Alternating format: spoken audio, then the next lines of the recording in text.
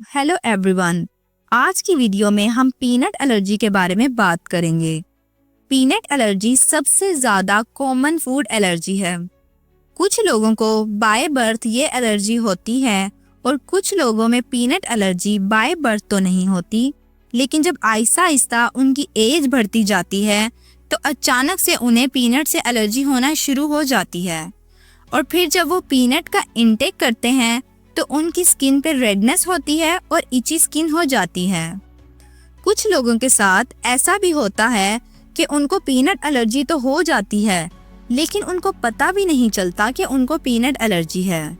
जैसे सोचो, कभी आप ऐसे ही घर से बाहर गए थे और आपने किसी शॉप से कोई चॉकलेट या कोई कुकी बाय किया और इस चॉकलेट और कुकी को बनाते हुए मैन्युफैक्चरर्स ने उसमें पीनट भी ऐड किया था और आप वो चॉकलेट या कुकी घर आके खा लोगे और आपको कुछ 15 या 20 मिनट्स के बाद एलर्जिक रिएक्शन आएगा।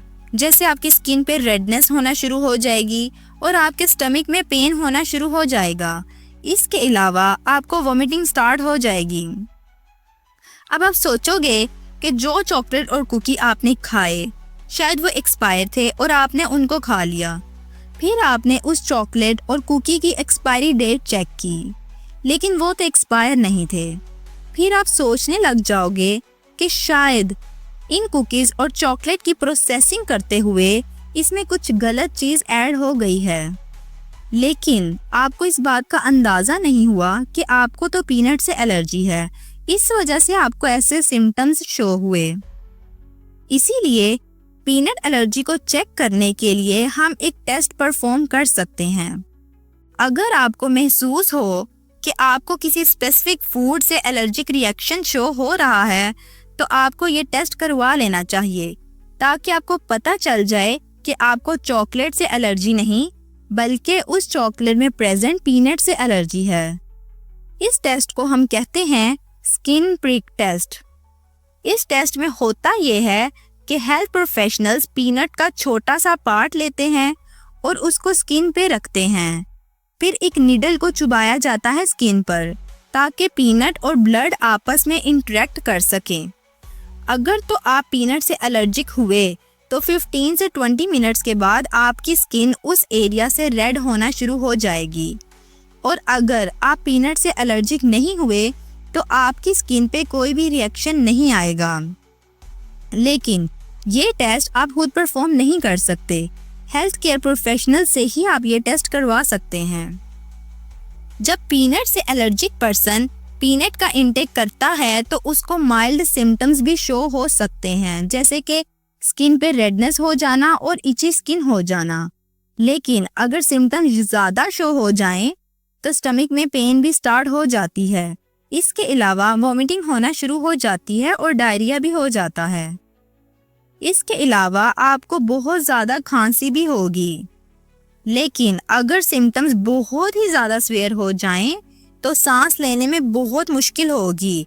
इसके अलावा ब्लड प्रेशर ड्रॉप हो जाएगा, आप फेंट होना शुरू हो जाएंगे और आप बिल्कुल भी कॉन्शियस नहीं रहोगे। इवन सीवियर सिम्टम्स में ये कंडीशन लाइफ थ्रेटनिंग भी हो जाती है।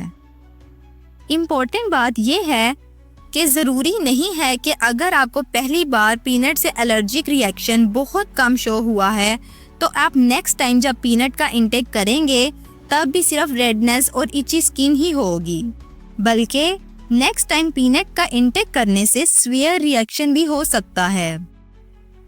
मोस्टली ऐसा होता है कि अगर आपने पीनट का इंटेक थोड़ा सा किया है तो थोड़े सिम्टम्स शो होंगे, लेकिन अगर आपने बहुत ज़्यादा पीनट खा ली है तो आपको सीवियर रिएक्शन आएगा।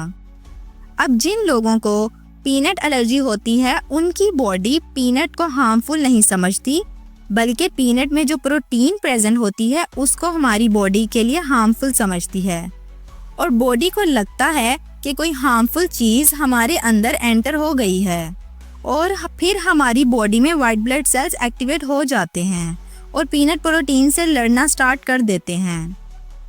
पीनट एलर्जी उन लोगों में ज़्यादा होती है जिनकी फैमिली हिस्ट्री में भी पीनट एलर्जी हो, जैसे अगर आपके पेरेंट्स में से किसी को पीनट एलर्जी है तो बहुत ज़्यादा चांसेस हैं कि आपको भी पीनट एलर्जी हो जाए।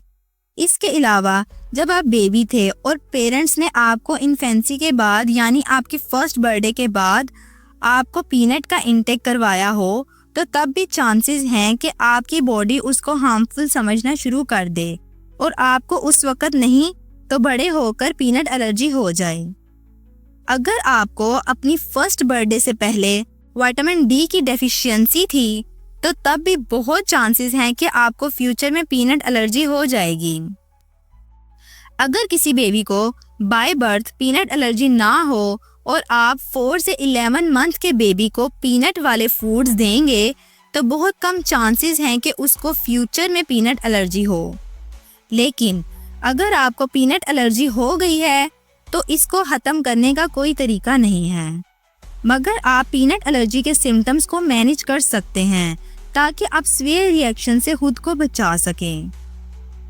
पीनट एलर्जी से किसी पर्सन को अगर सीवियर रिएक्शन होता है तो उसकी एयरवेज में जो स्मूथ मसल्स होते हैं वो कॉन्ट्रैक्ट हो जाते हैं, जिसकी वजह से उसको सांस लेने में बहुत डिफ़िकल्टी होती है। इसीलिए उसको एपिनेफ्रीन दिया जाता है क्योंकि एपिनेफ्रीन ब्रोंकोडाइलेशन करवाता है और स्मूथ मसल्स को रिलैक्स कर देता है, जिसकी वजह से एलर्जिक पेशेंट के लिए सांस लेना आसान हो जाता है।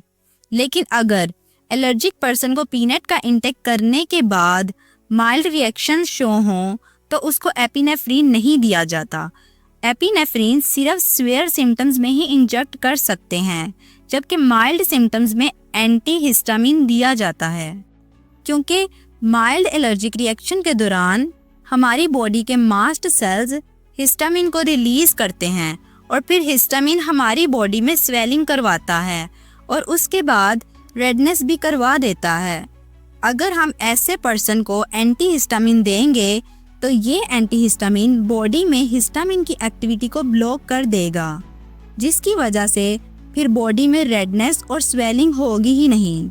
इसीलिए अगर आपको पीनट एलर्जी है तो आपके पास यही ऑप्शन है कि आप पीनट का इंटेक बिल्कुल अवॉइड करें। आई होप ये वीडियो आपके लिए बहुत ज़्यादा हेल्पफुल होगी। Thank you. Take care.